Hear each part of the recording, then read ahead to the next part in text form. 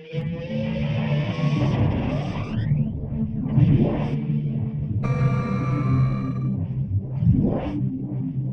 everyone.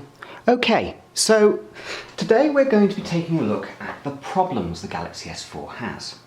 Now, at one time or another I've been accused of being a Samsung fanboy and all of that kind of stuff. And in truth, I'm really a technologist. It doesn't matter to me who makes the product, as long as the product is cutting edge. As long as it's well made, well manufactured, not being rushed to market. So you can see where I'm probably going to be going with this overview of the issues that we have with the Galaxy S4. In essence, there are so many little problems which add up to create a device that unfortunately fails in its primary objective.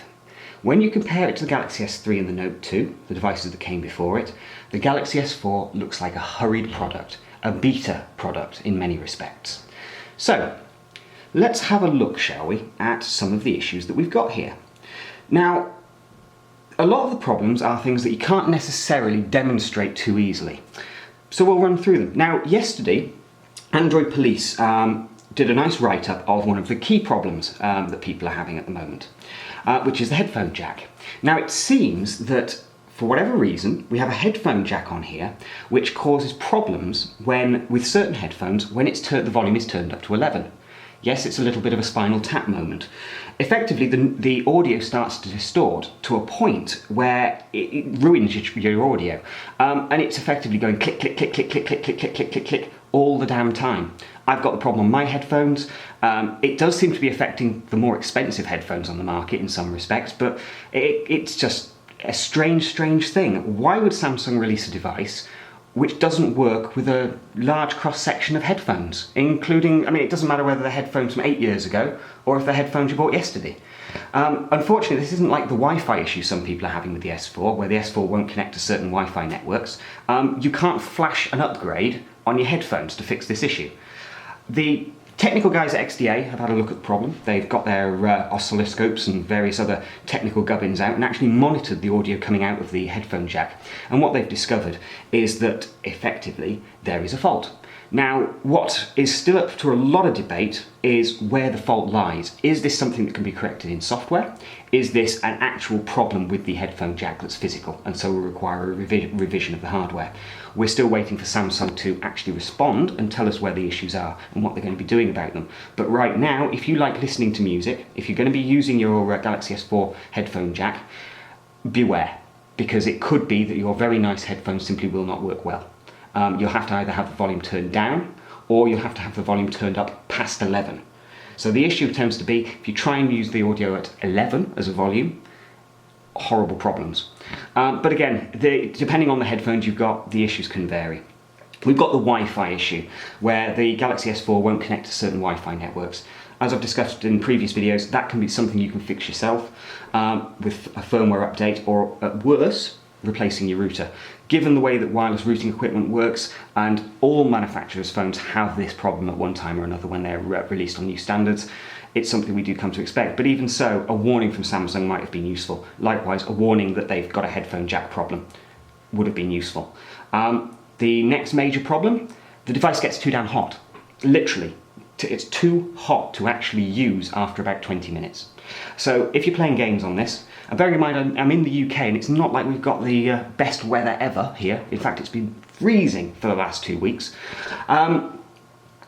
It's absolutely incredible that Samsung would have put out the Qualcomm 600 Snapdragon processor, clocked it as high as they have, and then found that after 20 minutes of gaming on this, you have to put the device down because it starts to burn your hands.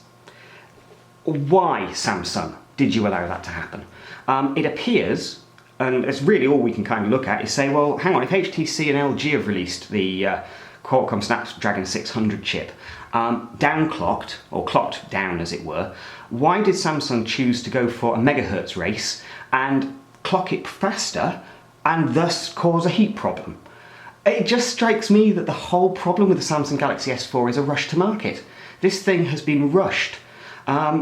In order to compete with HTC and the others, to get these 1080p screens out there, this device probably needed another 2 months on the workbenches with a combination of software and hardware fixes to make sure it was ready for market.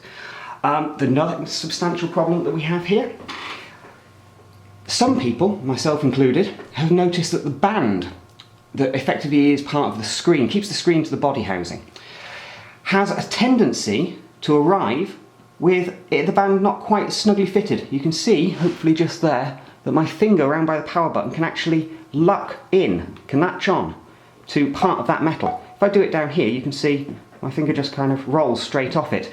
There's actually an indentation where the metal band has lifted away slightly from the fascia. Now again, a manufacturing defect like that, and believe me, mine's minor in comparison to some of the guys out there who found that the band has actually peeled back completely and split. That shouldn't happen, and it shouldn't have passed quality control.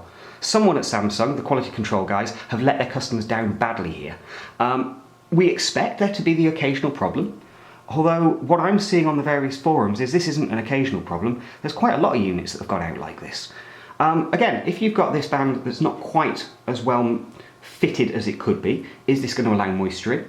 Is the band going to now be weaker than it would have been, and so it's going to peel away over time or split? Am I going to start cutting my finger on it because it's a sharp piece of metal? All of these are issues that Samsung should have spotted long before this product hit the marketplace. Right now, I'm finding it very difficult to give the Galaxy S4 a buy rating. I'm actually thinking that you need to wait.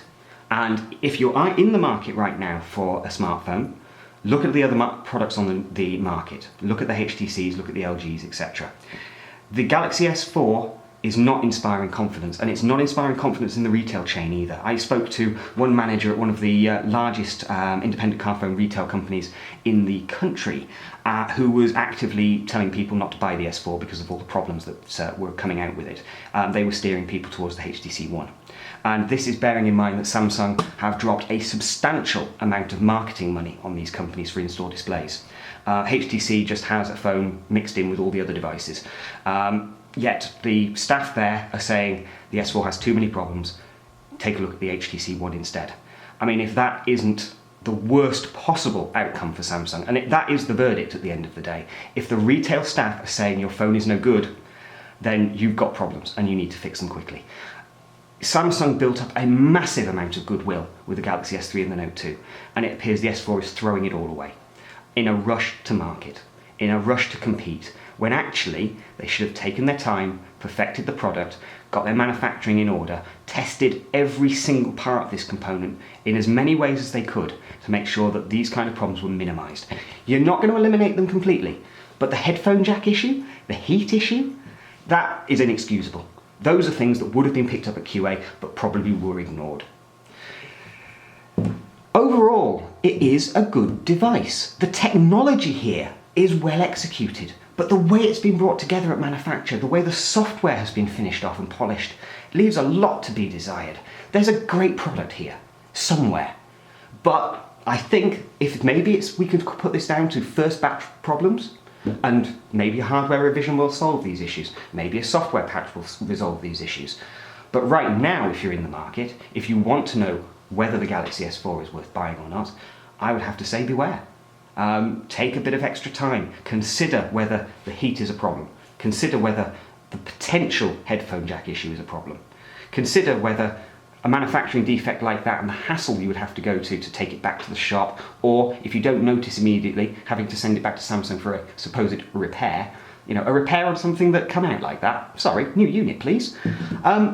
Consider whether that outweighs your desire to buy the Galaxy S4. Because right now, I'm quite looking forward to getting hold of a HTC One, and we'll see how the competition stacks up. And I don't recall I've ever said that about HTC before.